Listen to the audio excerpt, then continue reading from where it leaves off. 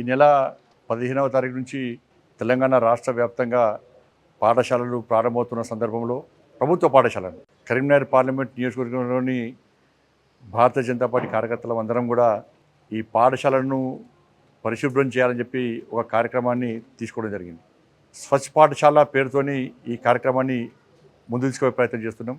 16వ తారీఖు నాడు ఆయా గ్రామాల్లో ప్రతి గ్రామంలో కూడా భారతీయ జనతా పార్టీ కార్యకర్తలందరూ కూడా పిల్లలందరినీ పాఠశాలలో చేర్పించండి, పండుగ తీసుకుపోకండి, తప్పకుండా పాఠశాలకు చేర్పించే ప్రయత్నం చేయండి అని చెప్పి ప్రజలందరి లోపల కూడా చైతన్యం తీసుకొచ్చే ఒక కార్యక్రమానికి వాళ్ళ శ్రీకారం చుట్టడం జరిగింది. దానికి సంబంధించే ఈరోజు మండల అధ్యక్షుల యొక్క సమావేశాన్ని కరీంనగర్ పార్లమెంట్ నియోజకవర్గానికి సంబంధించి ఈరోజు సమావేశాన్ని ఏర్పాటు చేసుకోవడం జరిగింది.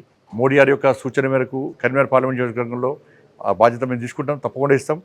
కాబట్టి మీ పిల్లలను కూడా దయచేసి మీ ఇంట్లో పనులకు ఉపయోగించుకోవడమో లేకుంటే కుటుంబ పోషణ పేరుతోనే ఏదో ఒక సాకులతోని మీరు పిల్లల్ని చదివించకుండా ఇంట్లో ఉంచే ప్రయత్నం చేయకండి.